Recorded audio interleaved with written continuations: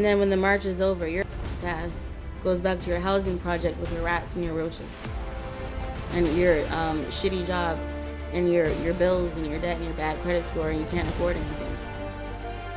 And you gotta rely on weed to as a coping mechanism to get through the day. But you help all these white and Hispanic and Asians continue to be at the top and step on your neck. You gotta be out of your fucking gourd if you think I'm gonna fucking help you. Meanwhile, I was homeless on the fucking streets for the whole fucking year because of you. Fuck you and your march. I hope you all get smoke bombed. Fuck all of you.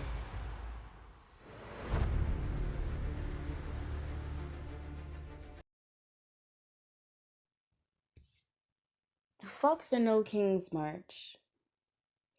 The people at the No Kings March, especially in every big city of this fucking country, are the most racist, classist, segregationist, separatist, nepotist people that you can think of. I'll tell you what the real issue is. These rich, well-off, gainfully employed, or financially comfortable white people in New York City are marching about things that are not directly affecting their livelihood, first of all. And two, they're probably marching on behalf of people that have nothing to do with them because they're worried who their nanny is going to be if the bill actually sticks and if ICE continues to do their job. And then third of all, ICE isn't just about deportation. Even though you would want someone who snuck in your house to be kicked out. So why should the country not want someone who snuck in to be kicked out? Why would the country not want them to be kicked out? But you're also impeding them from dealing with trafficking. But I guess no one cares about the kids. From dealing with drugs, but I guess no one cares about the drugs. ICE does all of that. But Michelle and Heather and Amber and Carol are worried about who their nanny is going to be. That's why they're running up and down the streets. They're dealing with their personal feelings. They don't care about how it affects the country because white people have a safety net. Whether they're Democrats, Republicans, conservative, liberal, left, right, it doesn't matter. They all are the same. If you have money and if you don't deal with discrimination on a day-to-day basis, and if your livelihood is like rarely at stake, like your actual survival, like how you pay your bills and stuff, white people don't go through that. They're good to go. The only ones who do deal with it would be the ones who are in, small towns, the ones that white people would call white trash. And that's why they are conservatives. And that's why they aren't supporting the shit. Because they're like, look, I know what it's like to walk into a job and to be laughed out of it. I know what it's like to be judged for this, for that. I know what it's like to be unpopular because of my opinion. Even though, again, I don't feel that sorry, but because it's like if I were white, regardless of if I were redneck or not, I'd be good to go. Like, you couldn't stop me at all. The only people who would stop me would be some kind of snowflake social justice warrior. And they wouldn't stop me, but they certainly give me like an annoying time.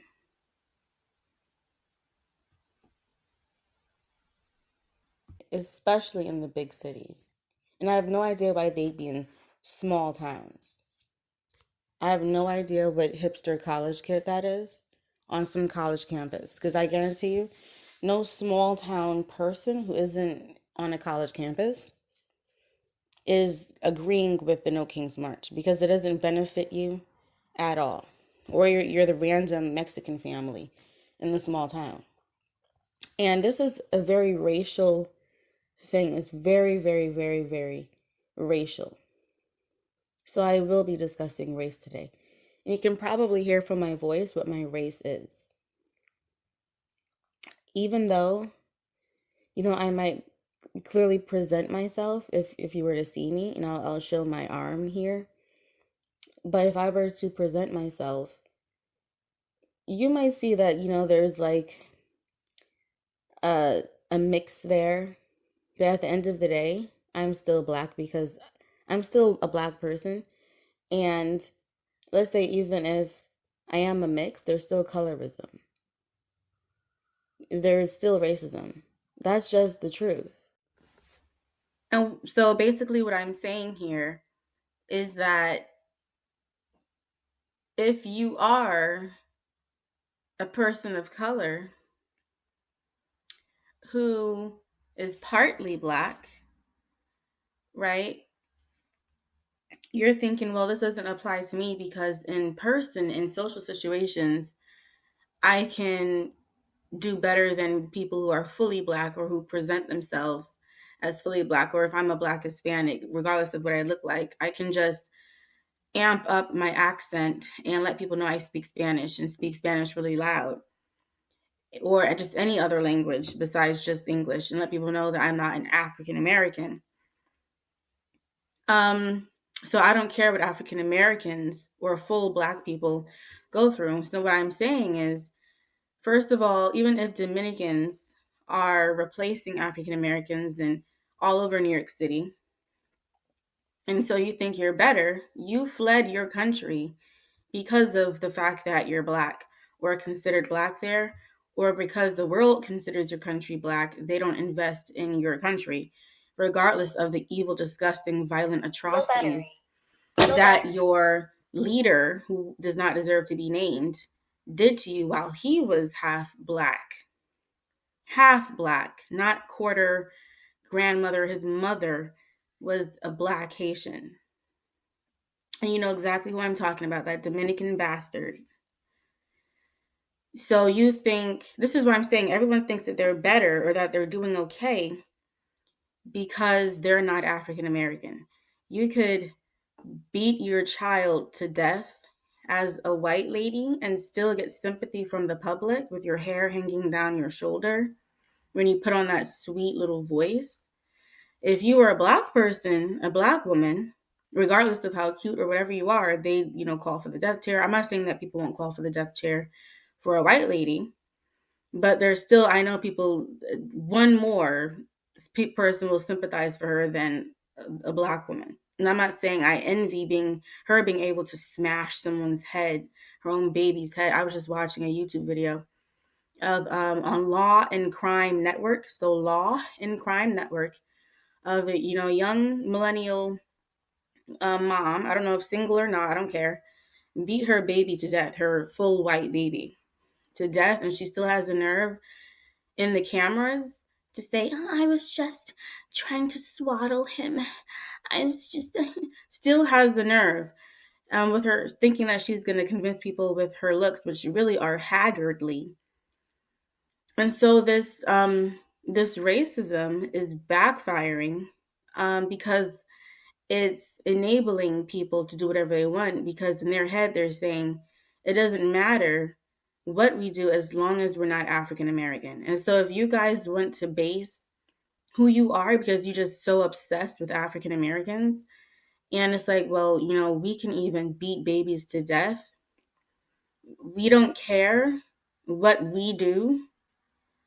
We just care what African Americans do. And that's why this country is the way that it is now. That's why the world is the way that it is now. It's still violent and disgusting. And people have to march in the street and riot in the street to try and fix it. And it's like the situation you're trying to fix is the one you created, because Black people didn't create the situation. We weren't even considered human when this country was being developed. This has nothing to do with African Americans. And if you're an African American who's like half African American, like your last name is African American, it's your Black dad's name, which usually it will be. And then you have a non-Black mother, which is usually what it is. you're thinking, well, I don't care about what you're saying because I'm half black and I can live vicariously in this kind of like delusion through my non-black counterparts and pretend that I'm just like them when I'm only a little bit like them. And they still see me the way that they see me. Because Rihanna is absolutely beautiful and you don't really get lighter skin than her as a black person. And she couldn't even get into the club after she made $1 billion with Fenty. It was like recent, like maybe last year. She was barred from a club by some some foreign doorman, like some Arab dude who makes like $16 an hour at his on-call job. And it wasn't like um he finally like let her in. She got barred from the club. She's a famous, beautiful person who's as light skinned as you can get. But it's clear that she's a black woman. So if Rihanna, a light skinned billionaire, gets barred from the club by some Arab doorman, then why the fuck do you think I'm bullshitting?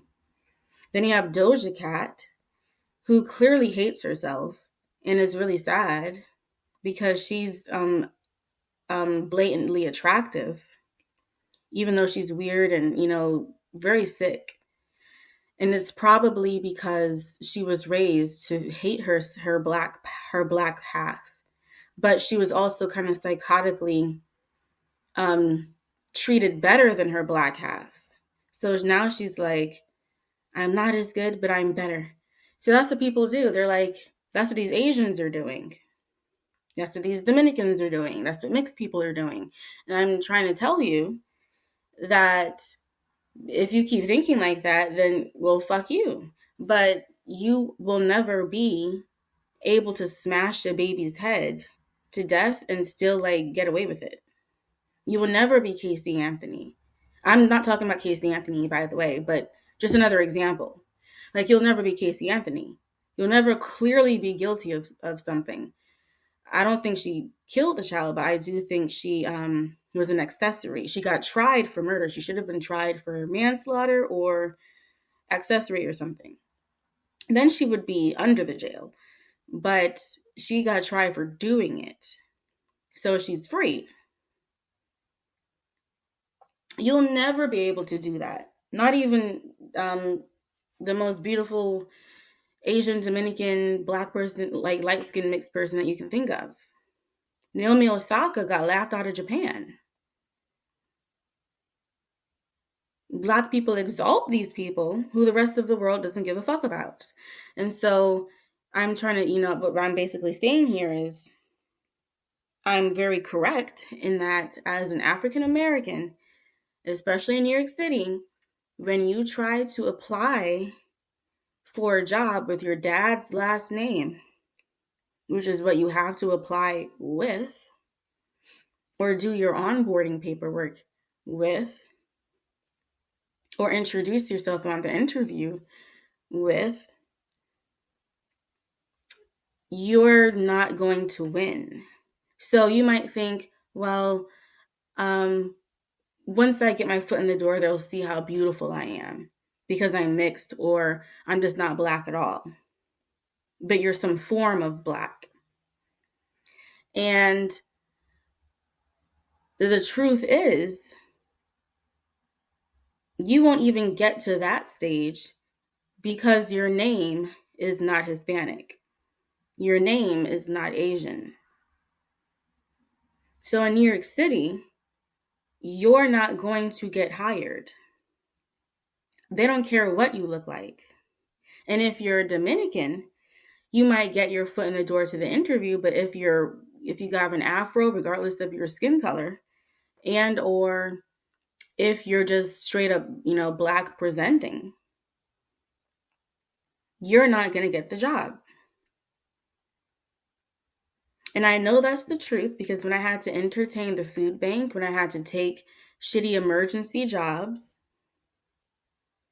in this past year, jobs I would have never thought that I would have worked, that I've never worked, it was chock full of Black people and Black Dominicans and Blasians and mixed people who clearly have something going on, but clearly have Black too. So there's no like, well, I don't care what you're saying because I don't deal with that. Yes, you do deal with it. And if you don't deal with it, it's only because you're just perpetuating what you've been dealing with. Once you step your toe out of your situation and try and come back in, you have to rejoin the line in this society. And then you're gonna see exactly what I'm gonna talk about. You're not gonna get a job. In New York City, they divvy up good jobs and they turn them into tiny little gig part-times because they're trying to accommodate the population, first of all. So you're not going to get a full-time job. Anytime I was in New York City, I worked upstate, I worked in Westchester, I worked in Connecticut, I worked on Long Island, Staten Island, all up in New Jersey, because they were actually offering like full-time like jobs. Whereas New York City, they have to cut it in a third. So one full-time job is cut up in a third. So you'll work for 2 hours, 3 hours, 4 hours, couple of days a week. Because they can give everyone a full-time job, but they don't want to. So they just divvy it up. And so everyone's fighting for some shitty ass part-time job. But it's okay with you because you did the math and you said, well, it's good enough for my rent now, my little roommate rent, or to give some money to my mom who I live with to pay a bill. And it's like, you don't realize how sad that is. You can't even afford to get your own apartment in New York City because you're Black. You don't understand that. And they're, keeping you out because they're saving that spot for people who are gentrifying. If you are, I don't mind what gentrification potentially brings as far as services and products, but and like commerce and quality of stuff, perhaps. But when it brings people with the attitudes that they have, it's a problem. If I were a rich doctor, I might work in New York City, but I would never live there. I'd get a driver because I'm rich and I can afford it from my beautiful out of New York City suburb, and I'd have him drive me in. I wouldn't take up apartments that were intended for working class people so that they could quickly get to their service job. But you're taking it so that you can walk or take the bus or the train. Why are you taking the bus or the train when you're rich, when you're wealthy? Why? If I was rich and wealthy, you would never even see me anywhere near a bus. These rich and wealthy white people who I kept seeing on the bus, and I'm not saying that they're rich and wealthy because they're white. I'm saying that there are white people who I can tell are high earning or gainfully employed. You have money. Why are you on the train where a homeless guy is walking around with his dick out and shitting himself? Like literally, I'm not even exaggerating that. Why? So you're just choosing to deal with this. I'm not choosing to deal with this. I have to sleep here for an undetermined amount of time until I save up in the only shitty job I can get here because they didn't have an application or an interview. And so they're not choosing who I am. They're just kind of dealing with who the bot scheduled for orientation. But once you're in, they're still going to reinforce, racism, colorism, languageism, nationalism, culturalism, ageism. They're still gonna they're still going to enforce it because they're still going to favoritize the people who they're attracted to, the people who they have culturally, language, like things in common with for no reason. It has nothing to do with the quality of the job. I will probably make a video about my experiences at 2 very shitty jobs that I had to work in New York City this year before I saved up to get the fuck out while living on the trains, and the pride that I had to put aside and take these jobs and what I had to deal with. Because I got the job, but that's only because I took advantage of its application technique. And then while now in the job, I'm just experiencing what I was experiencing while applying to other jobs, which is there's still colorism involved. Like, I'm not as light skinned as I could be. I'm not a white skinned Puerto Rican. I'm not a white skinned Asian. I'm not, I might have a hair texture, but someone's might be longer than mine, so now they're more attractive. It's or I just don't speak a certain language, or it's age. They might prefer someone who's younger or respect someone who's older. So you could say, oh, I don't deal with that because of how I'm treated in the workplace because I'm very light skinned, or I'm, Hispanic, or I'm Blasian, or I'm mixed, or I'm just an African American and who looks African American, who sounds African American, my name is African American, but I'm not going through that right now. Okay, well, you can keep thinking that, and you can keep supporting these marches, but they have no benefit. They're not here for you. They're not.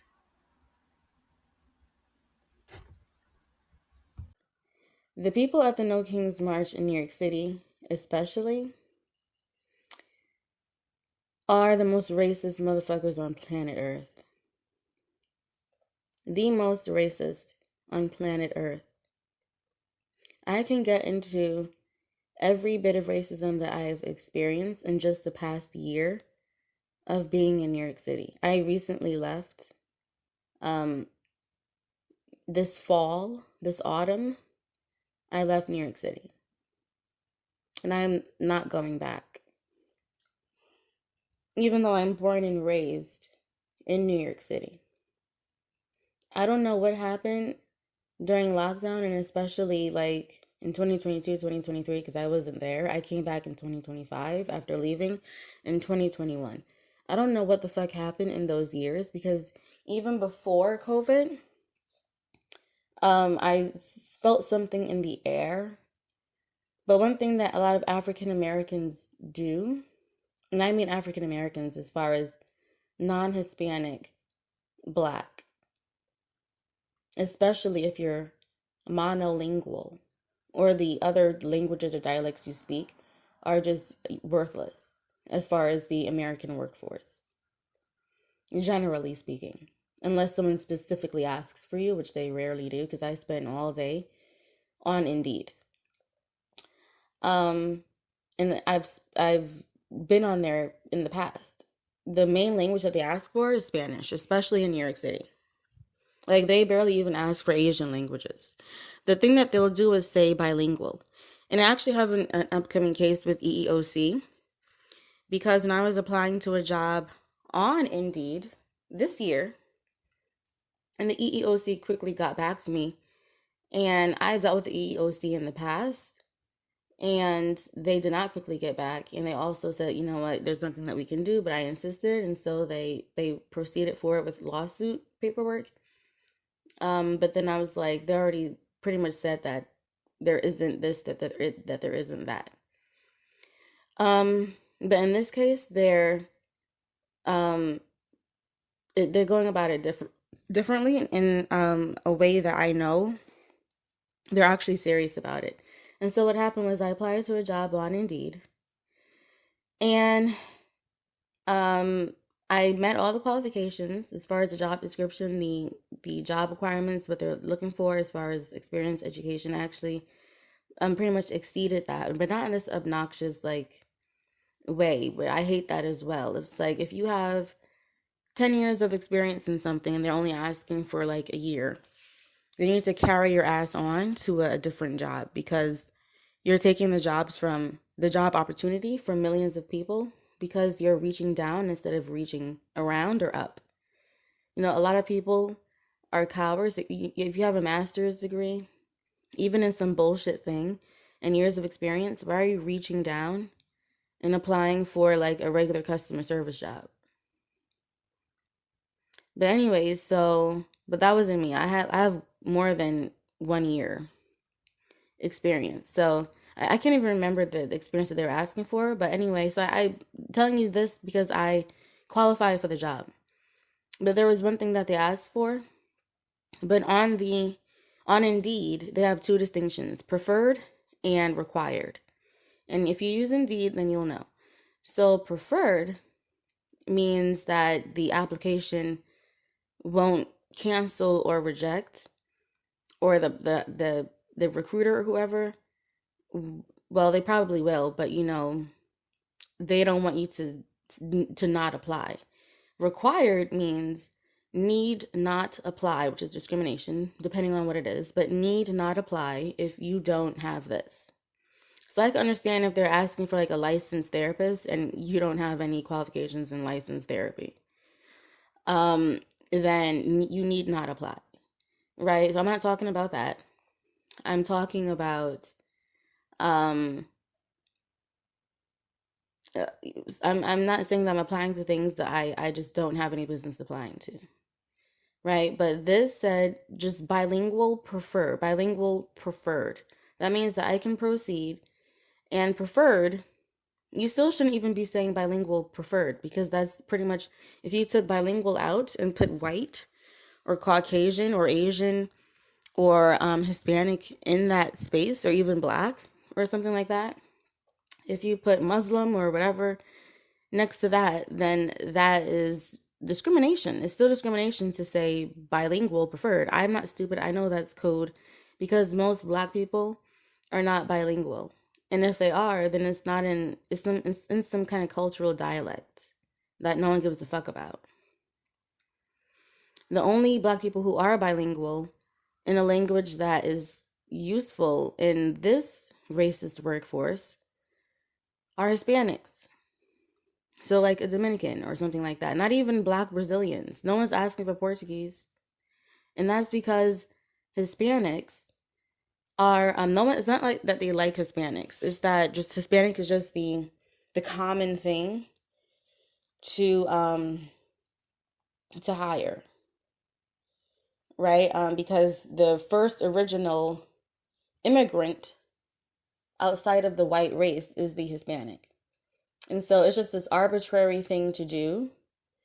And then, they're the main traffickers and the main migrants crossing the southern border.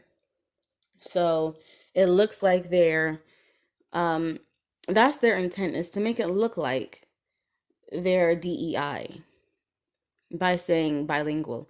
But I know it's code, especially in New York City.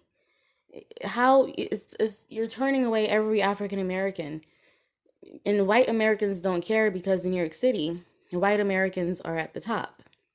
In the rest of America, that's why I had to leave New York City, because I realized America is not like the big cities. Outside of the big cities, Americans kind of get it. If a white American, working class white American, or just like a white American who is toppled from their career, they're crying on TikTok about being laid off and stuff, they're in an otherwise high paying industry or role or company, but they're getting laid off or whatever it is. Or we just assume that they're high paid because they're white. And she's got this crisp white lady voice and she's young. And so you're like, well, she must have had a good job, and her background looks nice. So she must be in a nice home, so she must be wealthy. And she probably is wealthy, but herself, one white girl went viral, challenging the person who was laying her off via like Microsoft Teams or Zoom or something. So white people who look like they could be in a Hallmark movie or Lifetime movie, or some kind of CW series, they're getting laid off. So what does that white girl do?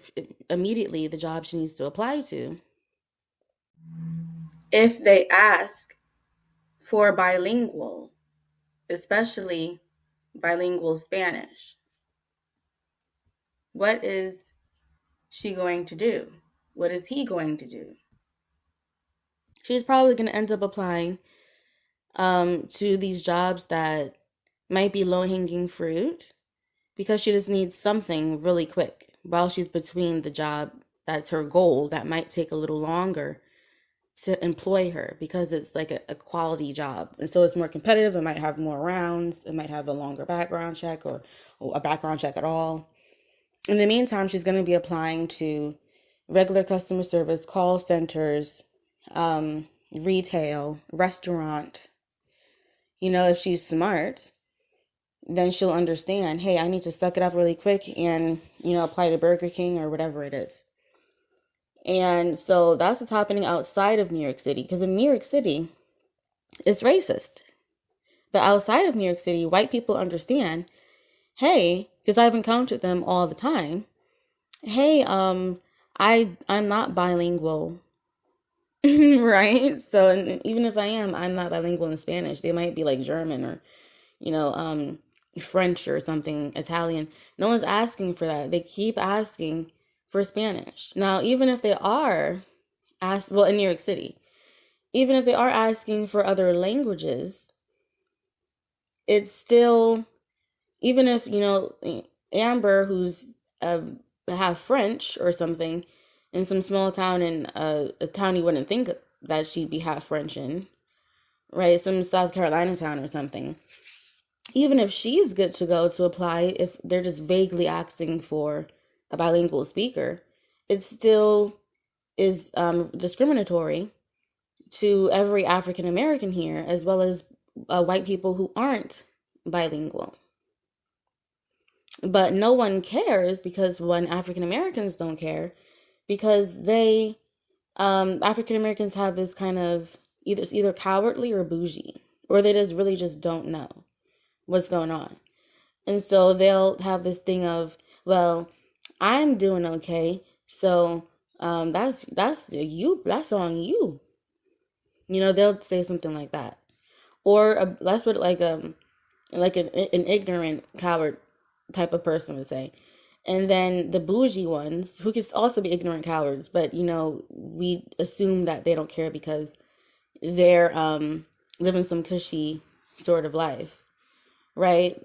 The bougie ones, even if they got their assets or their materials in some kind of evil or fraudulent sort of way, which most of the time is the case.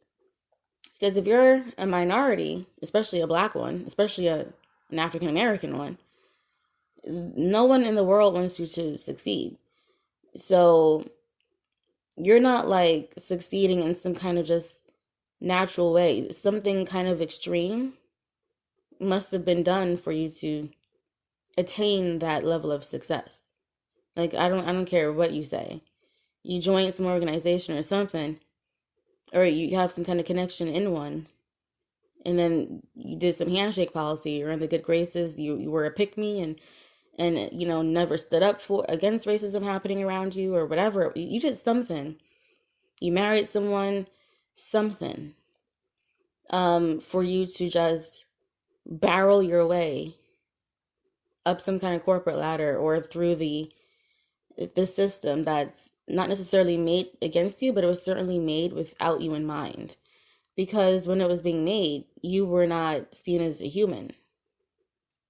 You were seen as 3/5 and all this stuff. So it wasn't necessarily made against you, but it wasn't seen for you. Like you were a non-factor. You were a non-thought.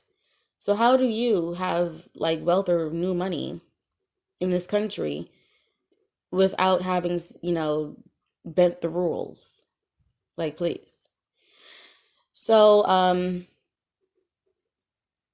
anyway, either bent the rules or just enabled a whole lot of disrespect, sacrificed a whole lot of self-respect to get to where you are. Right? Most black people, especially African Americans, just aren't doing that. And, they got to take the low-hanging fruit. They're working at FedEx. They're working at these, quote, shitty jobs. and they're just kind of placated by that.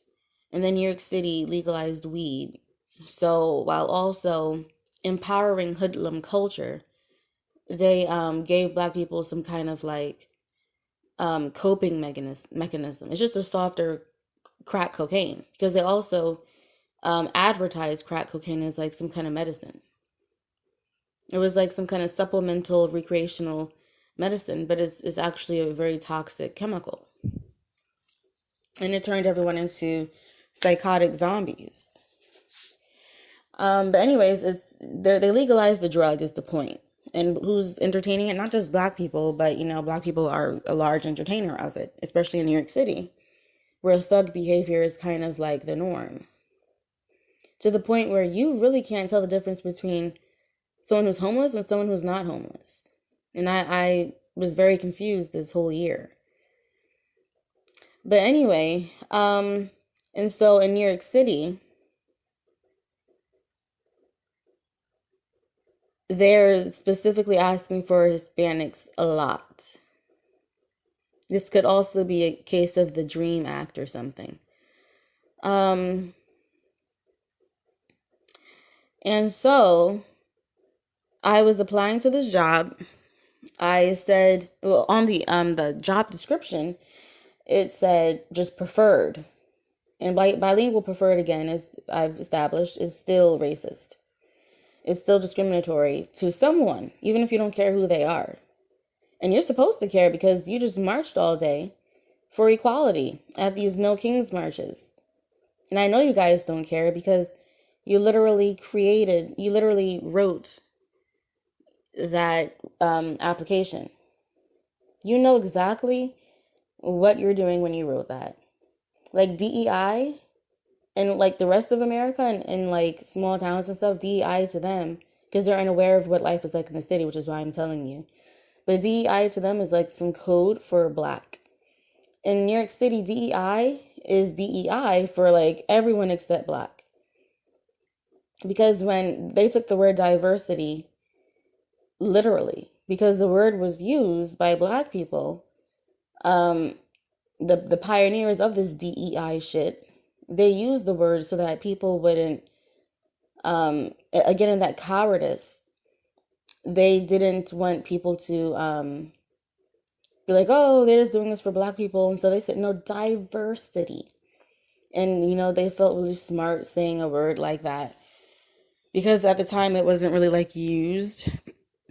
And so they said, we want something to be diversified. And so they said, okay, you want diversity? I'll give you diversity. I'll hire an Asian, I'll hire a Hispanic, I'll hire a Chinese, I'll hire an Indian, I'll hire an Arab, I'll hire a mixed person, I'll hire a Blasian. There you go.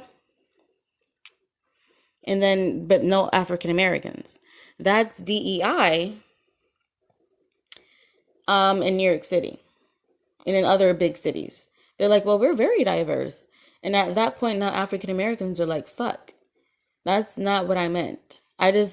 Diverse was a code used by Black people to mean hire more Black people. There's no diversity. Let's hire some Black people.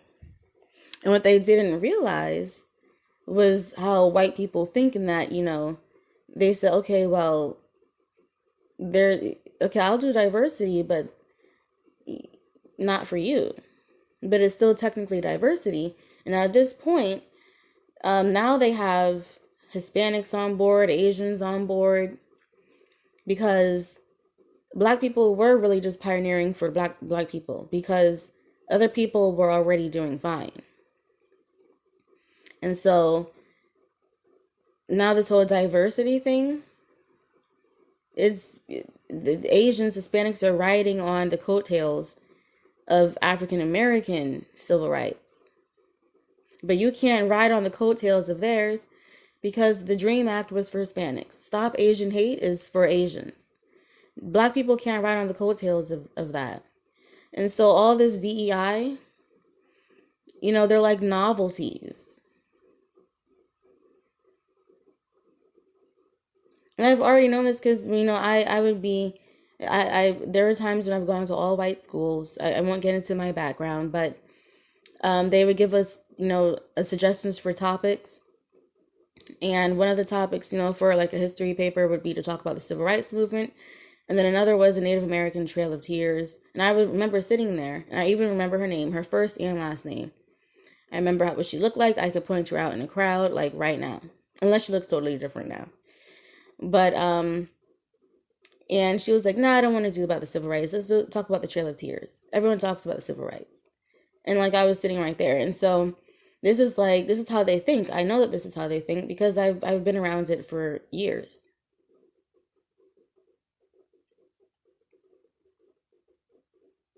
And so the whole black civil rights and stuff, I'm sorry that you're so tired of talking about it, but I'm tired of living it because I literally just experienced it like 2 weeks ago until I left New York City.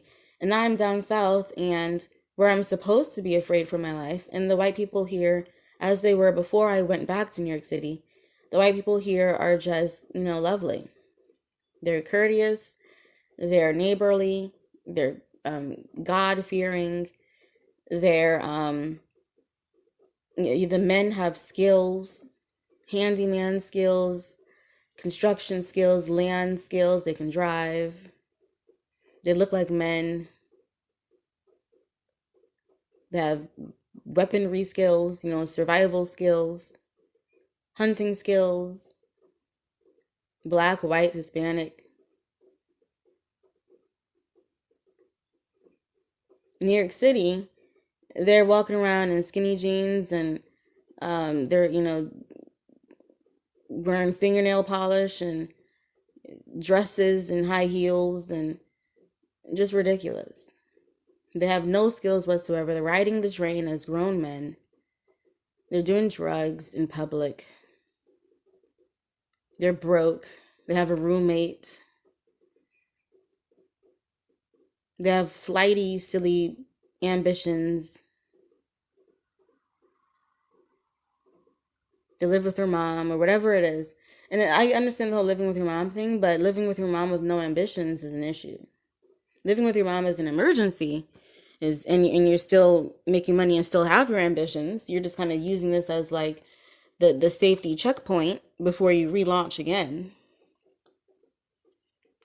But if you're literally just like chilling in your mom's house and you're not doing anything and smoking weed and stuff, I mean, and there's not even a house, it's an apartment building. Like you're just chilling in the projects.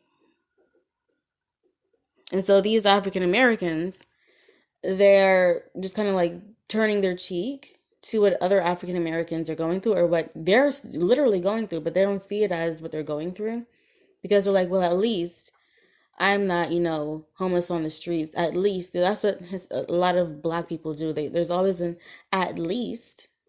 At least I'm not. At least I'm not this. At least I'm not that.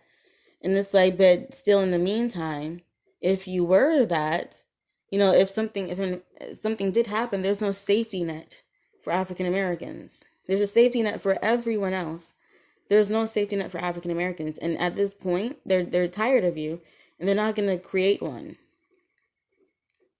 In New York City, if something happened and you lost your job and you need to go to an organization, to get some help, or you're about to get gentrified out of your apartment, which is a real thing because I was, I was homeless this past year. I went to New York City with a bunch of savings. I had a new certification. I had 2 new certifications and more work experience than in 2021 when I had left. And so I'm like, okay, I think I should return to New York City. I'm more familiar with who I am and I have more experience, I have all these savings. It should be fine. I've, not in New York City, but in other places, I've got a job in like 2 weeks and qualified for an apartment and put the down payment down. So I could do it again in New York City because maybe the issue was me back when I did apply in New York City and I didn't get anything. Maybe I'm at a better place now and it's worse now. And I'm like, well, I know it's not me because I have everything on paper. And when I applied to that job, it canceled my application and it automatically flagged me as not selected by the employer. I didn't even finish the application because I said no. So I loaded the next page. I didn't even submit it, and it said not selected by employer. You're missing a requirement. And I was like, what requirement? And then it says you don't speak Spanish. And then it said you're not selected by the employer, but here's some other jobs. And so I'm like, wait. And so I go load my job page, and then it tells me that I'm no longer in consideration in red font. And I go to apply again, and it's blocked out because I already applied. So now I can't apply to this job that I'm qualified for because I'm not Hispanic. That's flat out racism. And everyone in the EEOC responded to me faster than ever before with all the paperwork that I need, all the assistance that I need. They did not do that for the other thing that I needed, for the other case. This case, they're right on it. They're like, please, let's do this now. And, let's get this, let's move forward. This is my name, da-da-da-da. Before, I just had to wait months for a phone call. And then I didn't even schedule that. That was just chilling in my account. Because I said, I can't move forward. I don't know if I should move forward. They've moved forward for me. Because I guess they're looking through it. I did submit it, but I didn't schedule it.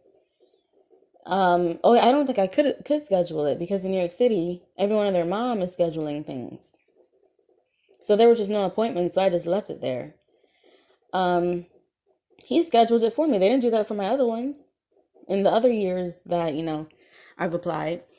But this time, he scheduled himself. Reached out and gave, a lengthy, clear email and, gave me dates and said, this is that. And it wasn't like, I can't help you, but here's some links. It was literally like, download this, fill this out, give it back to me so that we can move forward with your case. Not because it's flat out discrimination. The EEOC, if your company is just the company you are dealing with is blatantly discriminatory, and or if it's of a certain size, whether you're the applicant, the interviewee, trainee, or employee, you can bring it to their attention. And so if you ever encounter a job where you are asked to be bilingual and you're not, if they want you to clearly distinguish with no option to decline to answer or no option to bypass the question without answering it, if they ask you clearly, are you Hispanic, yes or no, they're letting you know, especially in big cities, that they only want Hispanics. So what you need to do is let these motherfuckers know. The employers and these selfish foreigners know that Americans are onto them. Don't scream in the streets. Don't go on social media and stuff. Take a screenshot, document your experience with this employer, and let the EEOC know. More of us have to do it. Because if you're not bilingual, especially if they're focusing on being a Hispanic bilingual, even other bilinguals need to step up. Asians, French, whatever you are, Portuguese, you guys need to step up and say, I've been discriminated against. I really need a job right now. It's really bad. And I was living on the streets because my savings ran out because I was staying at a hotel at first. Like, I'll just apply to jobs. I'll get an interview. I have the qualifications. I'm a decent, nice person. I'm, in good health. Everything should be fine. I should be good to go. And I should get, a job that can qualify me for New York City apartments. And I still have all these savings. So it should be good to go. I can't afford the next month, but I can technically afford it. But then once I pay for the second month at the hotel, I'll won't have money for like anything else.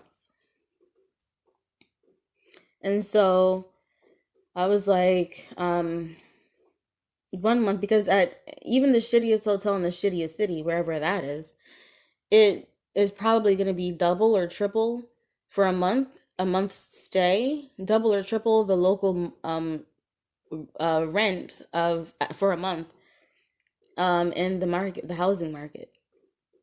even in the shittiest town, even if it's equal, it's like you have to pay, all that for a hotel. At least if it's your apartment, and then most likely you have a lease, at least you're paying all that money, to actually live there with rights and stuff like that. At the hotel, you paid all that money with no security at all. Because if you piss off the landlord, especially if you have a lease, even if you don't have a lease and you paid up your rent, they can't just be like, you're getting on my nerves, get out. They got to give you all this time, and they got to go to the courts and da-da-da-da. Whereas at the hotel, they can kick you out that day, and then you get your refund when you get your refund, if you even get your refund.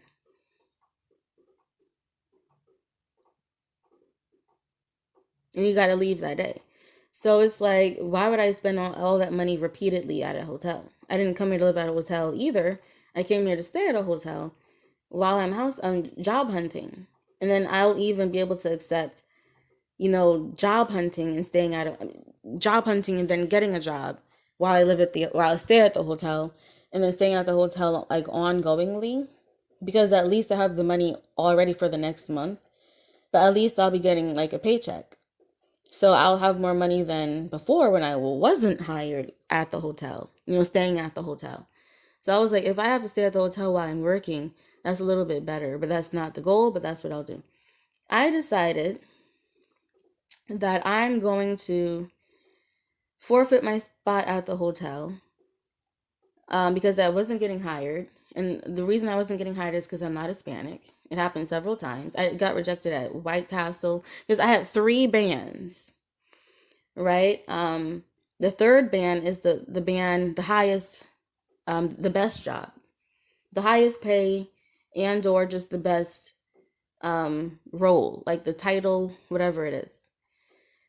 And so I was applying to those jobs, but they take the longest to start, to interview, to clear the background, whatever it is. So I'm not putting my eggs in those baskets, but I'll apply and put them on the back burner. And then the second band are jobs that can't get me off the streets still, but at least like the title or the pay is, better than band 1, which is just any type of job, the White Castle, the Popeyes, the McDonald's, the fast food restaurant, or even just a regular restaurant. Like a full service restaurant or a nice restaurant, you're still just a fucking hostess, waitress, cashier, cleaner, prep person. So I applied to band 1 jobs, set my pride aside, and started applying to White Castle and stuff. And at that point, it was just kind of an experiment that I was kind of like subversively mocking anyway. Like, let's see how this goes at White Castle, because I bet you it's a Hispanic who's going to interview me, or an Asian, and they're going to say no, especially the Hispanic. Because a lot of Asians, not even Asians, but like Muslims, like their names are like Muslim. Now, they could be Asian.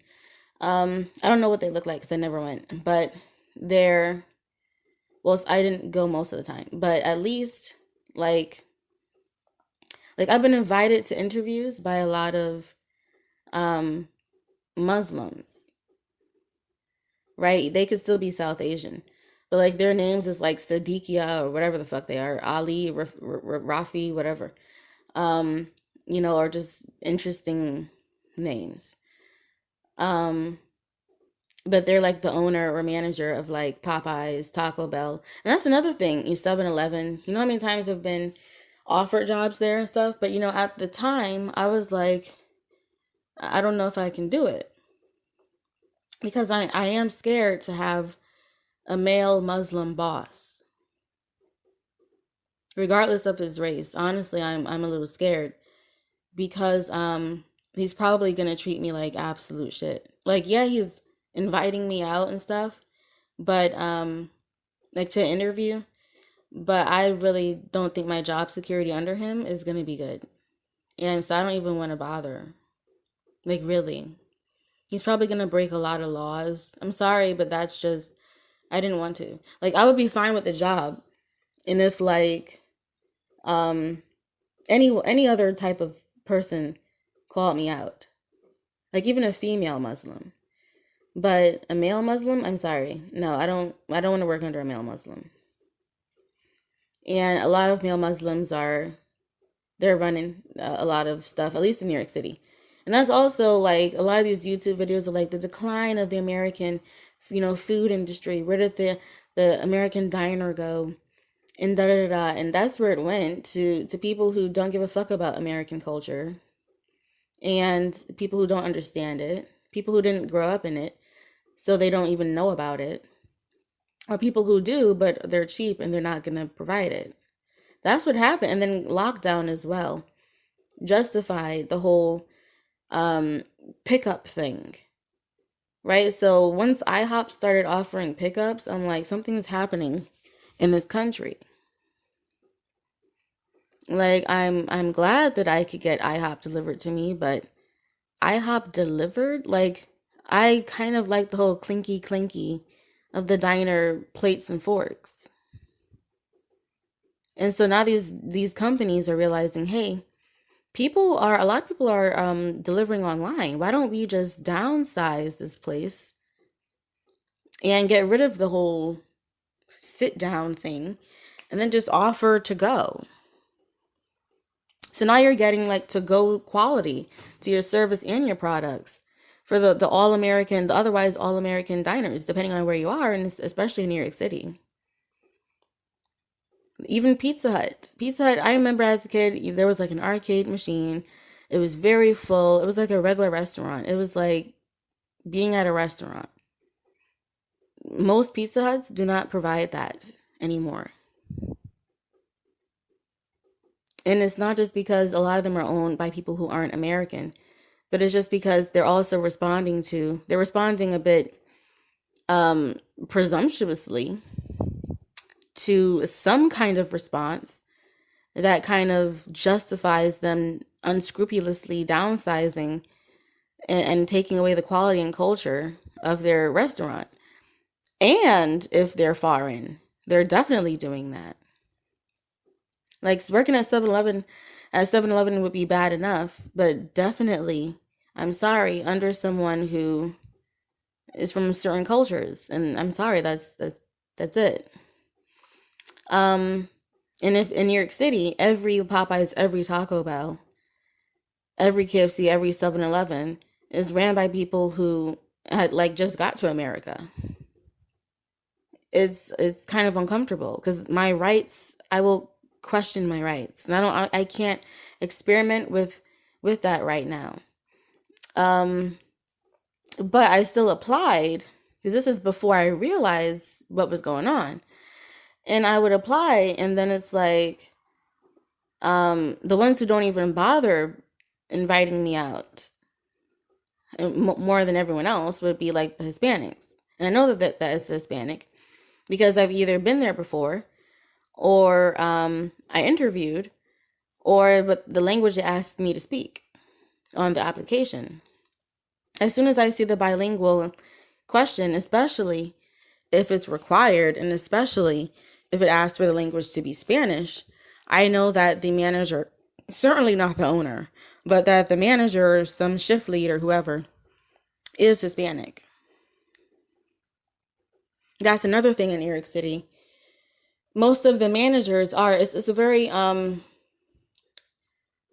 white supremacist hierarchy in New York City. It's so obvious. So the actual like the manager, like the one who you might not even see, like the area manager or the actual store manager, the one who really runs it will be white and out of sight. Or like the HR person, some kind of director is white. The lower manager, like the floor supervisor, the department manager, the some kind of leader, right, is Hispanic. And a lot of the times the type of Hispanic they are will be the non-black ones. Like the like even I wouldn't even say non-black, just like light skin, right? But of course sometimes non-black, like Mexican or something, but not just Mexican, but they won't even be a dark Mexican.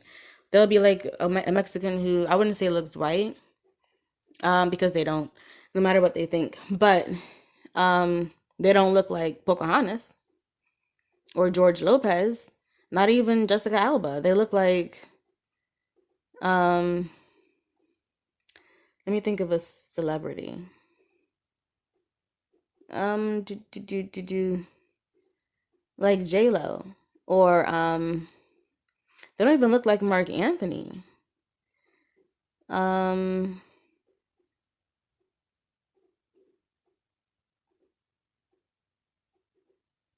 gosh, I don't know. It's like a look that they have. So they would have like black hair, like J Lo skin, like those types. So they're not like brown haired. They're black haired, but they have like they don't have brown skin, like those types. So that's because every time a manager gets involved, that's who comes out. Some like young, um, like ridiculously young. Like I don't mean young, I just mean like you're too young to manage a target. Like what are you doing? Who hired you? Who promoted you? Because they definitely didn't hire you in. And that's also the other thing. There's so many jobs that would have saved my life and got me off the streets, or at least got me making way more money living on the streets, um, if they just didn't have the bilingual Spanish requirement, because they're not asking us Hispanics to have any kind of qualifications. Because a lot of these jobs, they really are just asking for 6 months of experience, 1 year of experience, a high school diploma. That's it. And then they say bilingual. So I'm like, but they would say like preferred. That's still racism, right? Um, and then I know some of you out there are like, well, that doesn't apply to me because I look Hispanic. No one cares what you look like because they're looking. I'm talking about applications. I'm not talking about what you look like because I look Hispanic. I look like Dora Explorer with curls. Okay, so I might be lighter than her, but I'm clearly. I don't even know what I look like. I look like whatever you think I look like. The point is, my name isn't Hispanic. That's the point. So I'm applying to jobs. My name isn't Hispanic. My name isn't Chinese. My name isn't um, some kind of South Asian. My name is European. My first name is regular American European. So it's not like Shaniqua Jackson. It's like a standard Hallmark movie first name. My last name is a zesty European. So it's not um like a generic English or Scottish last name. It's is it has vowel blends in it. Like you have to kind of know how to pronounce that language to understand my last name. So I don't have a black name. I have a European name, but it is a bit zesty. And my first name is American in pronunciation. It's a regular American Hallmark name, but the spelling of it is like it's not unique because a lot of people have that spelling from other races. I've seen it. I've looked my name up. And then there's some celebrities who spell it like that. But let's say the vowel is like a different vowel than the vowel it normally is. So that might be some kind of hint that I'm probably either like foreign white trash, or just not white, or mixed or something. But at the end of the day, I'm not Hispanic. And so in New York City, like I have no problem. When I lived in New York City, I never ever ever ever ever worked in New York City, even though I have applied and interviewed in New York City. I have never worked there.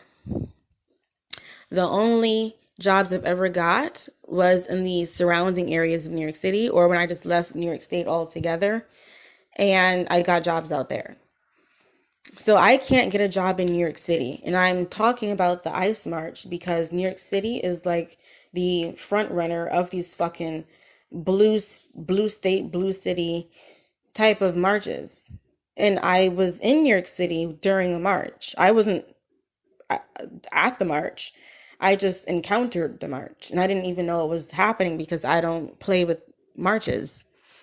But the march happened down Fifth Avenue when I was there, and sometime in like May 2025 or something. And like it was crowded, but I mean, we already know that the left has like support in numbers. So I wouldn't say that, it doesn't influence me. Because for the same amount of people who were participating, there was people who weren't. Okay, so whatever. You guys can keep making noise, keep trying to intimidate and influence people. It might work, but just know that you have so much work to do before you get as many numbers as you would ever need. Anyway, the point is, in New York City, I don't even make it to the interview half the time. I apply to thousands of jobs. I haven't been on thousands of interviews. So this is discussing the application.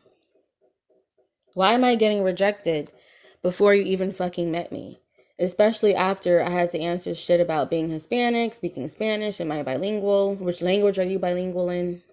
So now they're like, you might be bilingual, but we're trying to detect if you're African American. I already know it.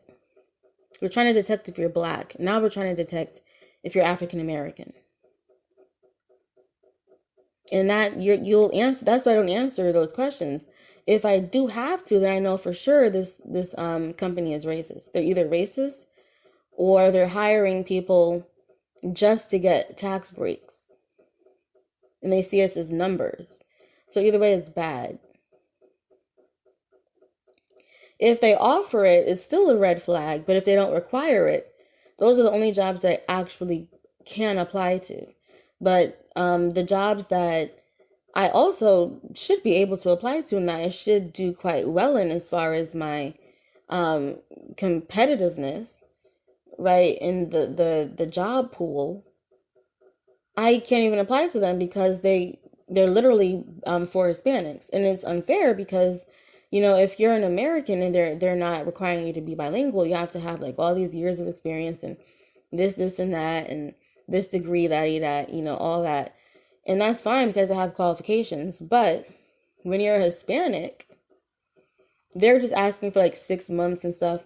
And so that's why when I ask for a manager, or when a manager just has to be called over for what the help or question that I have, I'm at Target in New York City, and a little Hispanic with 10-inch nails and some trashy outfit on. I don't mean trashy as far as like sexy. I mean trashy like you would think that I would be dressing like that since I was homeless. Honestly, she's dressing like a wayward teenager with 10-inch nails and can barely understand what I'm saying, but she's a manager. So they lower the bar for Hispanics and open the floodgates for them too. That's why a lot of areas, at least in New York City, that are full of Hispanics are shitholes. That's why the Bronx and some parts of the Queens are so cheap. So it's like reverse gentrification. I'd rather gentrification if it weren't racist or expensive. It's like, yes, thank you for renovating this apartment. You can go now. But instead it's like, no, you can go. Because we didn't renovate it for you. We renovated it for Stephanie. Like, oh, but I've never been gentrified out, but my neighborhood has. I grew up in well, I've grown up in a couple places, but one of the places I grew up in Brooklyn, next door was an apartment building that kept having the DEA, like drug busts, kicking in the door. They kicked in ours a couple of times by accident. We weren't in their apartment building, we're on the block of it. And then across the street is literally like this rundown crack house that looks like it got burnt down, but it didn't. But it's just that like my friends over the years when I was living there didn't even want to go down the street because they were too scared. And there were lots of rats, lots of squalor, lots of squats. And then in a renovated building next door that used to be a group home, the I was minding my own black business one day, and then I heard like squealing, like, "Oh my God, stop, stop it!" And I was like, "What the fuck is that?" And then I looked out the window, and I saw these like all American, like Abercrombie and Fitch, or however you pronounced it, type of white girls, getting squirted by water guns by some of the neighborhood boys, swinging their hair down like Rapunzel over the balcony. I'm like, what the fuck? So that apartment building that got remodeled across the street from us, thanks not at first I was like, ooh, okay. Because, my friends, too scared to come down here. I always have to go to their house. And then I was like, oh, they were building the neighborhood. And this is before I'm even like thinking about or knowing about gentrification. And then the next day there's white people there. And not even like New York City type of white people. Like, Robert De Niro type. Like, you talking to me? Like, not even like, like classic old school white. And then not even like hipster. Like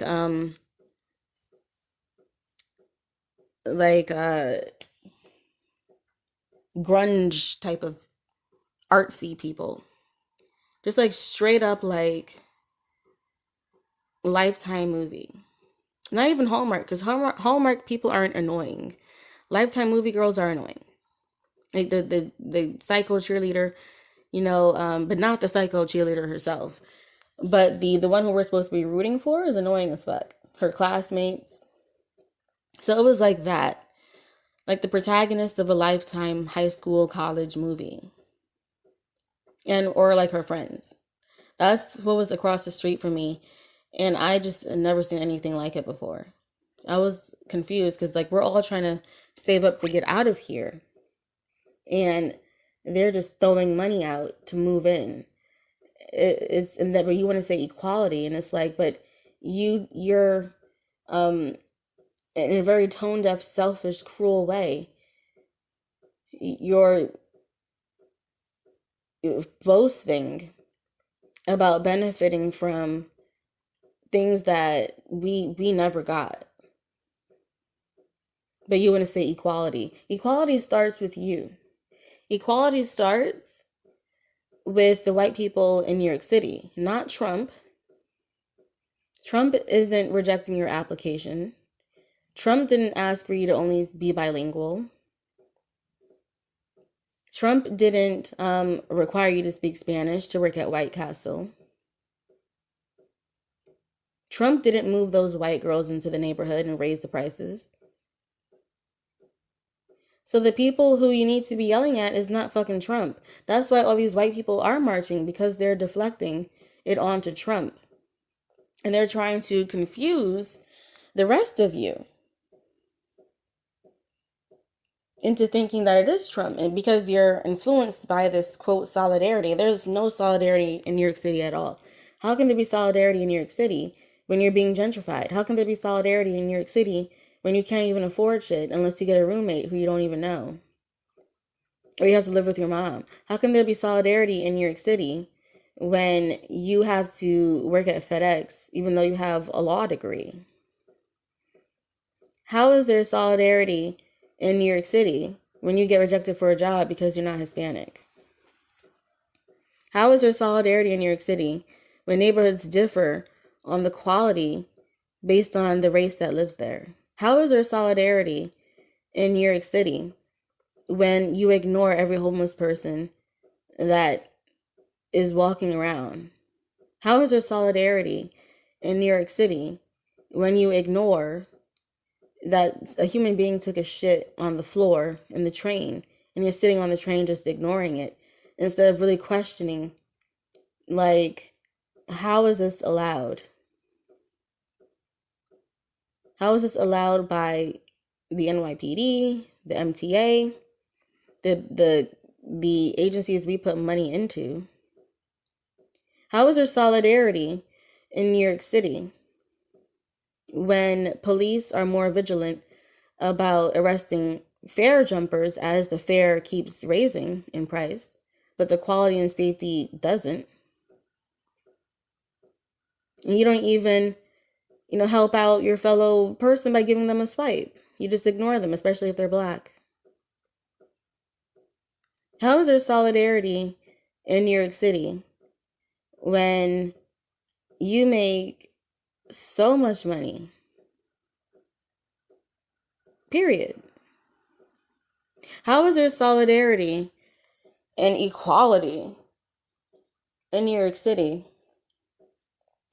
when neighborhoods are segregated? How is there solidarity in New York City when you can't even get into a building that's like a public building unless you prove that you belong in it? You should just you should just be able to walk in. But in New York City, they're not inclusive at all. How is there solidarity in New York City when you apply to the WCA, which gets funding because it profits off of its false initiative, which is to, quote, end racism and, quote, empower women of color who have been homeless, end quote. And then you reject a homeless woman of color's application, saying she doesn't make enough money, when the amount of money she makes is more than the amount of money that you put on the application requirement. And then you disrespect her when she inquires about it. And then you call the police when she demands an explanation. How is there solidarity and equality in New York City when they're nonprofit organizations to stop racism, as the white female CEO gets rich? How is there solidarity when this organization doesn't even help the people that it gets rich off of saying they help? I told them that I'm sleeping on the trains, but that I work full time, which I was at the time.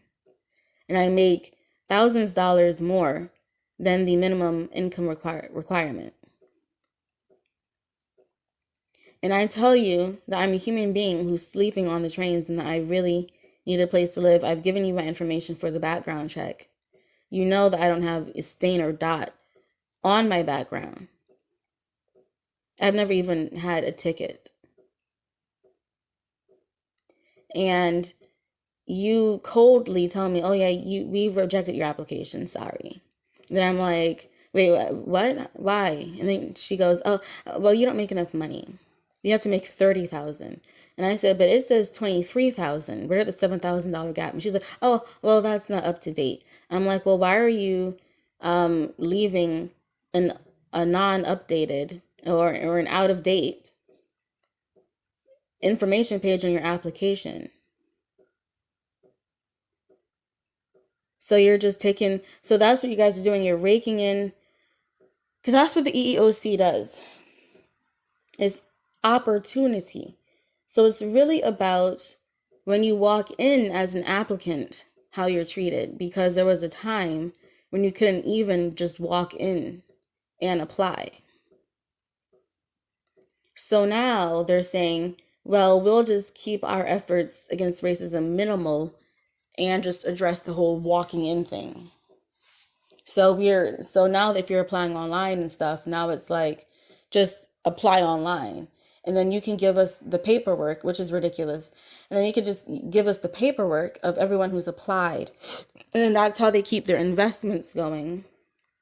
And that's how they keep their funding going. So they used me as just another number to hand up to their investors and say, hey, look, we are taking applicants and we hired, so they're probably going to lie that they did help me and then say, we really need money to help this bitch out. And then they don't, and then they reject my application once they get that squared away. So they're lying. And then moving the goalpost by $7,000. Why are you even asking for people to make $30,000? What woman of color, especially a black woman in New York City, who's homeless, makes $30,000 a year? So you're a liar. Now, $23,000, that's very likely that you would be looking for your own place, but you don't have the income requirement for the private sector. And so I've recorded the whole interaction. I took photos of the form. I took screenshots of the application and what the page said. I could technically sue them. I just don't know what to sue them for, but I'll look into it. But at the same time, I'm not in New York City anymore, but I could address that. And I'm like, I demand an explanation. Why? And then what they told me was, just go to a homeless shelter. It's like, this is literally supposed to help people who are at homeless shelters or who just are homeless. Why are you telling me to go to a homeless shelter? You should be trying to take people out of the homeless shelters and giving them their own place. That's what you're supposed to do. And like, no one explained that. So it is possible that they're just the transition, the place where you transition to. They don't take like independent applications. But if that's the case, then why do they have an application form for anyone and their mother to apply to? So I think that they're just lying. I think what it is they just use me. And then two, they don't really intend on helping. And so they coldly told me over the phone, as they rejected me, go apply to a homeless shelter. And I was like, I sleep on the trains. I make enough money, please. And she goes, I can't help you. And then she starts laughing. I'm like, how is this funny? And I remember her name as well. I wrote it down and I made the security guard give me her name. And then some other lady who came downstairs. And I feel like it was her too. And I have her on camera. So that's what I dealt with in New York City.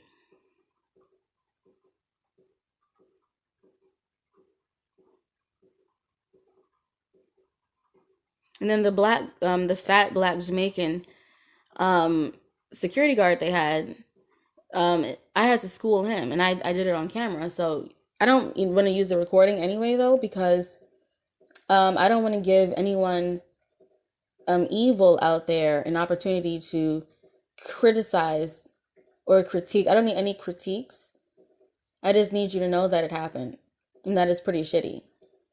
I don't need you to say, well, you could have done this, and I don't need advice. I don't need critiques. The point is, listen to how this is going for no reason whatsoever. And then he goes, he says, you're just mad at yourself. He mumbles it under his breath.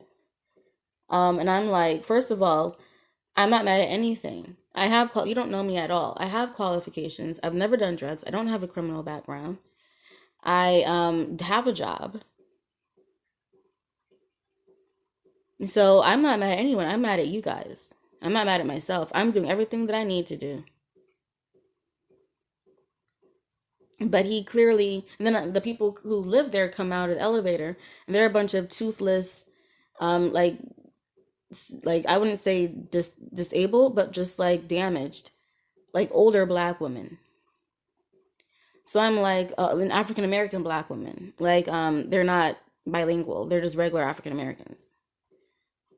And so, like, imagine like Whoopi Goldberg and like Oprah, but like in a motor or with a cane or in some kind of wheelchair with like no teeth.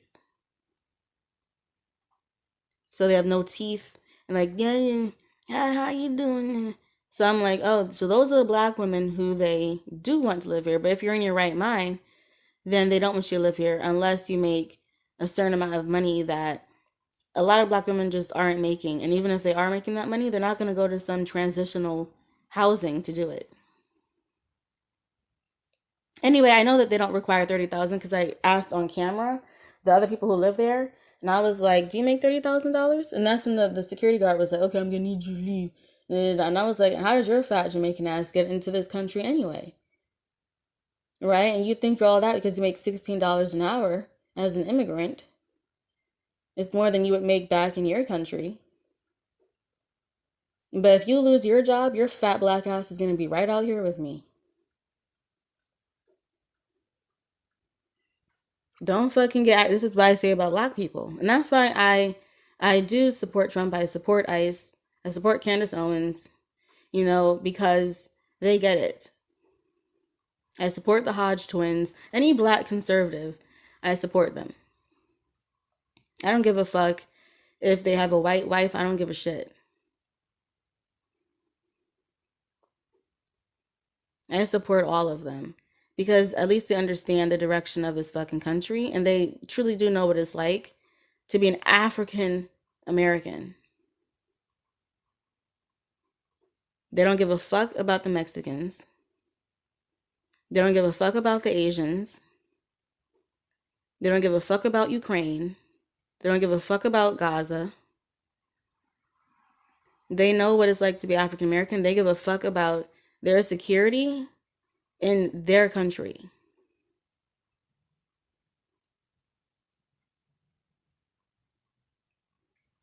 The same way that everyone else does. No one can be for their country. Well, everyone can be for their country except an African American. You're anti-American. You're a sellout if you don't support our march. Like, get the fuck out of here because you guys don't support me. I don't give a fuck about what Me Too has become. I don't give a fuck about what Black Lives Matter has become. I don't give a shit because you guys aren't helping. You're making money off of the plight of the people who you say you're there to support. And you're just going viral and that's it. And I've caught white people tagging up like rage baiting, race baiting graffiti in like the night because I was homeless, so I was walking around just kind of at night, just kind of like wandering and taking photographs of the city. And I probably will do like just a lookbook video of New York City and all the photos that I took. I have like hundreds of photos. And so I'm just taking photos of like, well, I won't say the area, whatever. But I saw this white guy, like a blonde ponytail. He's like Gen Z, clearly. He's like maybe 20. Like stealthily, but not stealthily at all. Tagging up buildings. I didn't really know what he was saying, what it said. But he's tagging up buildings.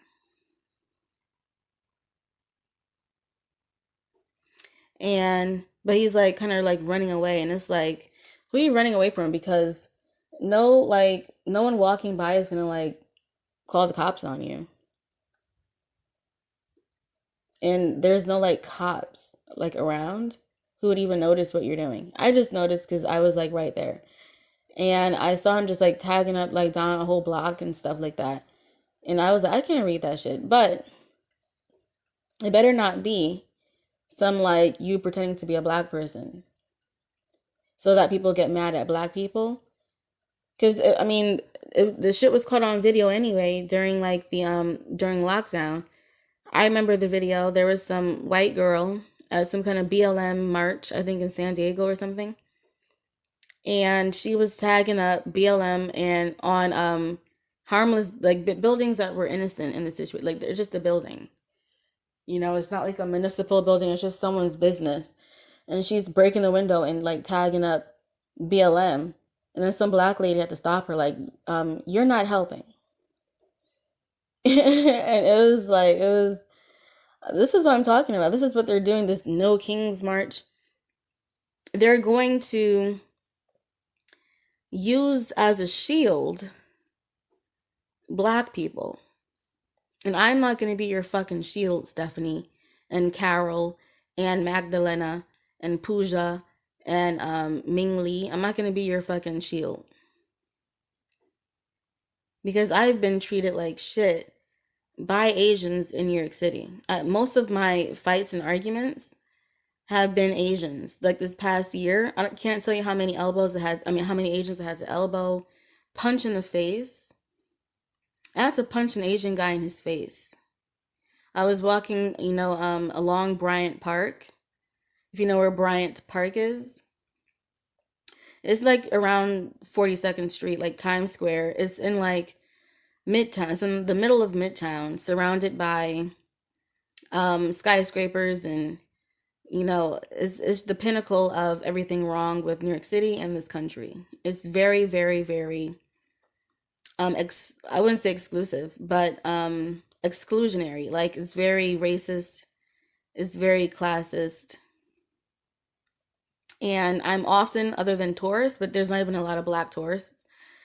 So I'm often like the only black person walking around for like several minutes. You'll just put a tripod camera up, and you won't count like any black people. I've taken like videos of me just walking by, and there's like no black people.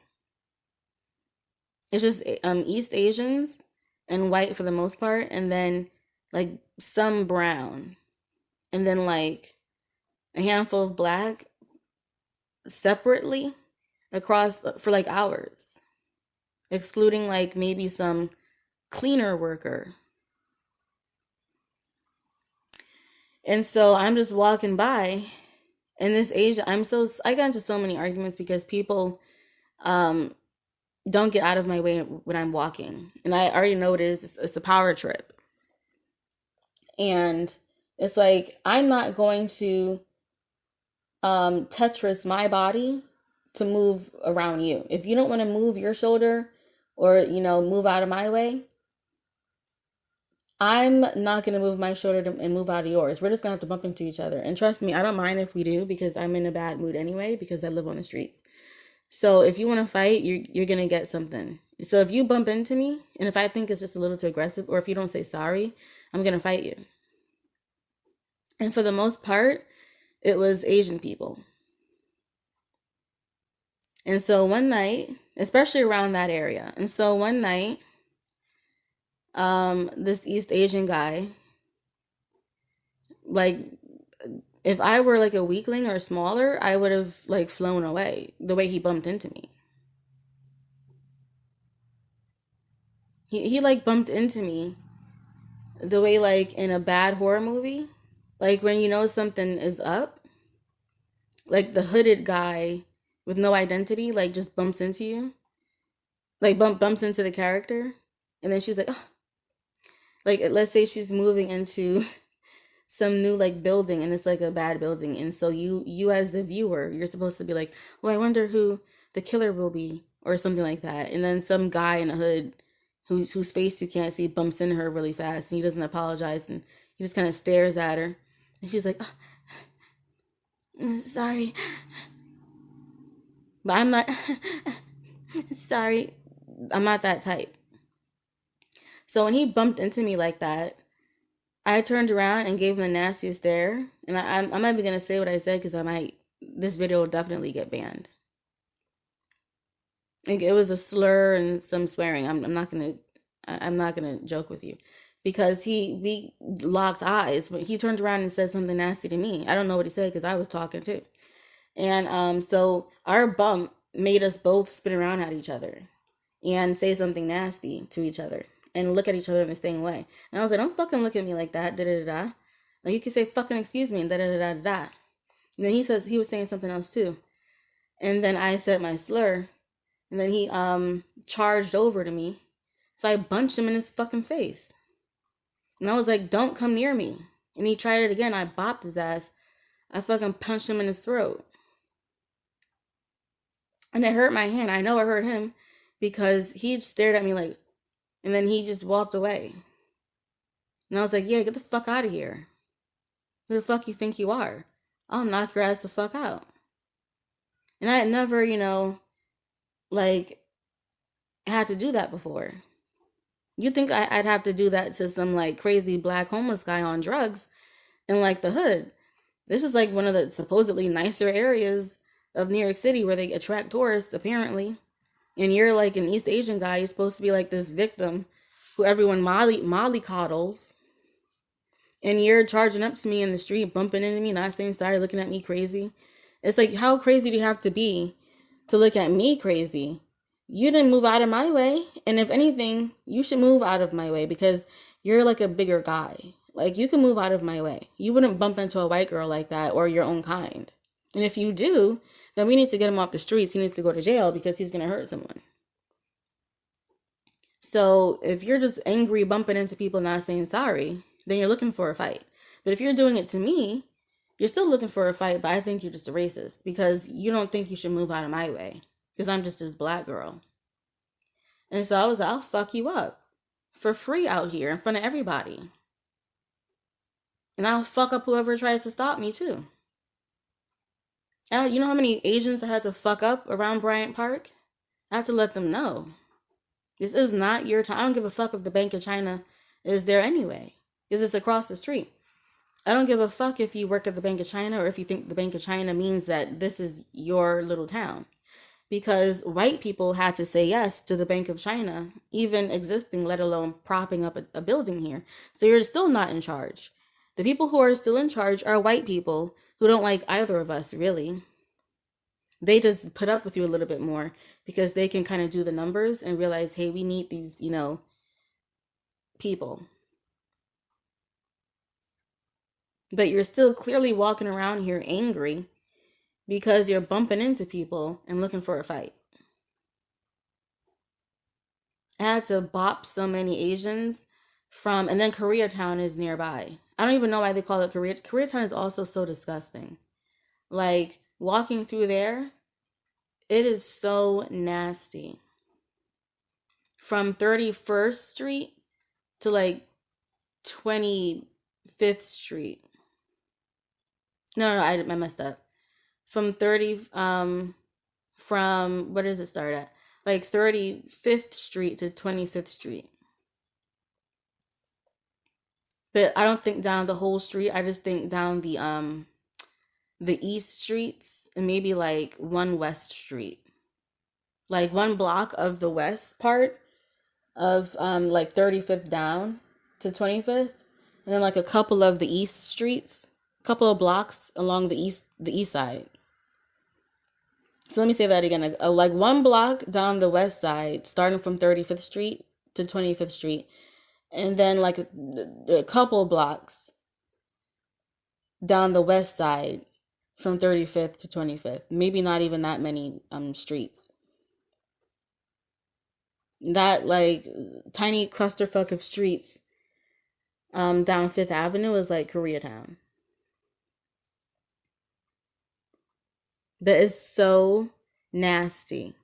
And I don't know why they call it Koreatown because the only Korean stores that are there is like a couple of like barbecue, like those little hot pot joints.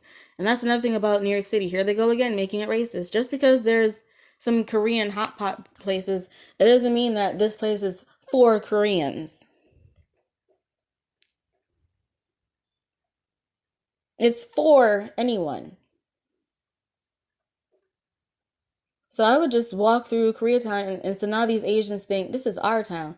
Yeah, this shitty town, this little shitty little neighborhood is not yours. But if you want to claim it, I'm not gonna let you. But I mean, if you want to claim it, it's nasty, and it's kind of lame as well. I don't care how many people wander around thinking that they're gonna have a good night. They're not, because I would just be just kind of out there, just like people watching. And I literally have just walked by so many people who are just having a miserable night. Not from observation, but I'm overhearing conversations of this girl just like chasing after a guy who's like, no, I'm sick of you. I'm going home. And then he actually leaves her and she's wandering around. Or they're just walking. I overheard girls saying, we're good looking. I don't know why we're single. But anyway, this wasn't supposed to be an hour, 20 minutes. But, and it's so crazy because when I rant to myself, I can like say it in like 5 minutes. I like, get to it. But that's because I know who I am and stuff. I don't got to give a background. But for you guys, I got to give backgrounds and shit. Like, I'm not just a person who's saying this. I'm someone who had to live on the streets because I just couldn't get a decent job in time for my savings to not deplete. Because I would get rejected for not being Hispanic. I have a case with the EEOC on the way. And then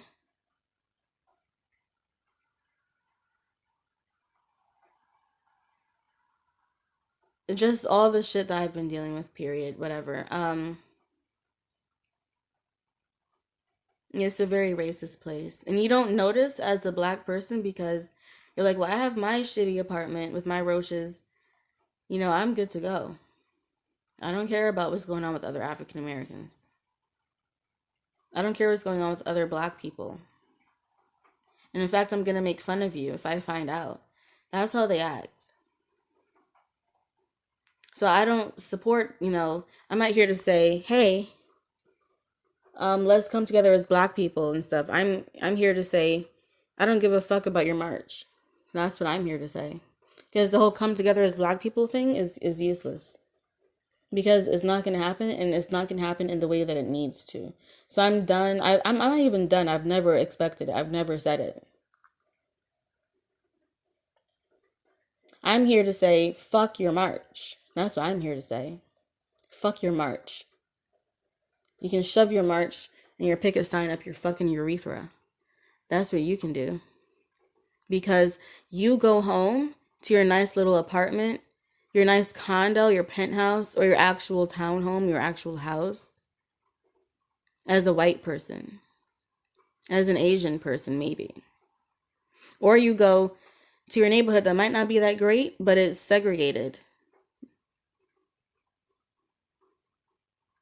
Or you can go home to your nanny who isn't white. There's no white nannies.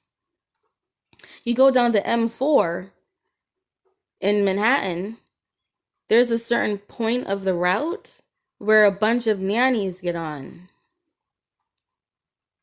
And this is going through Midtown. It's going like through Harlem, and then at some point it reaches Midtown. And there's Central Park. And there's a bunch of, it's surrounded by a bunch of, just Google Central Park apartments. There's like $1 million apartments surrounding Central Park with a bunch of homeless people. The only time you're going to be homeless and white in New York City is if you do drugs. And I know this because I'm on the food bank line. I'm sleeping on the train. I'm at the library. I recognize the homeless people at this point. There's like no white homeless people. There's no, and if there is, then they're guys. And all the other homeless people are black and brown. And if they are black, I won't even get into that, but they're black and brown. For the most part. Few white people, but if they are white, it's a guy. Regardless of the state of his like mental health or not. And then there'll be like one or two white girls, but they're Methanese. They're acting up the most, talking to themselves loud, just like making this like really hard for everyone. Like, we really want you to shut up because they're gonna shut this place down, and this is the only way that we can get food. Methany, can you please shut your cunt up before I punch you in your fucking face? You're acting up the most, bitch. Even on the food bank line, the white bitches fuck everything up. Can you shut the fuck up?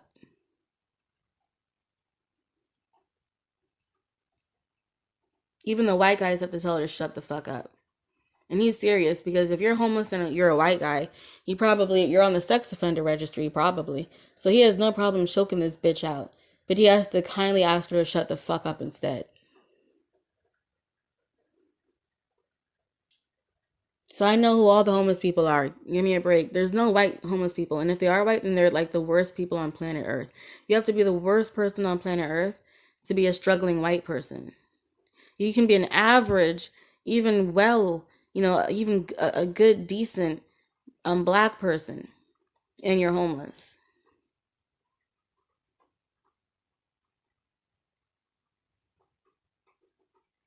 You'd have to be fresh off the boat, Asian or Hispanic, to be homeless. You have to be extreme to be homeless if you're not black. If you're black, you don't have to have done anything wrong or anything extreme.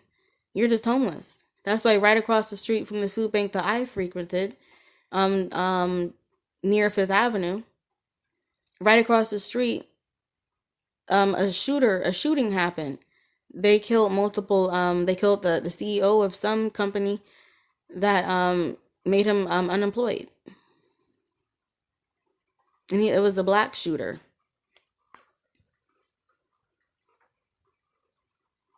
Even when there's a black like crazed murderer, he's not like just killing random people. He's killing someone who did something to him.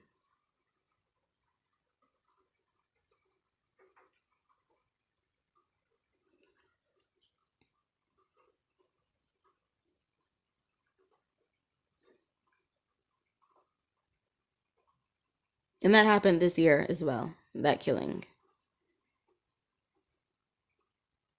Fuck New York City. Fuck your march. Shove your march up your ass. I'm not helping you. Because you're not helping me.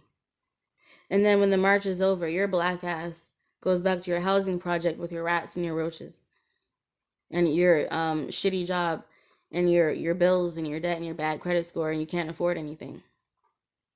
And you gotta rely on weed to as a coping mechanism to get through the day. But you help all these white and Hispanic and Asians continue to be at the top and step on your neck. You gotta be out of your fucking gourd if you think I'm gonna fucking help you. Meanwhile, I was homeless on the fucking streets for the whole fucking year because of you. Fuck you and your march. I hope you all get smoke bombed. Fuck all of you.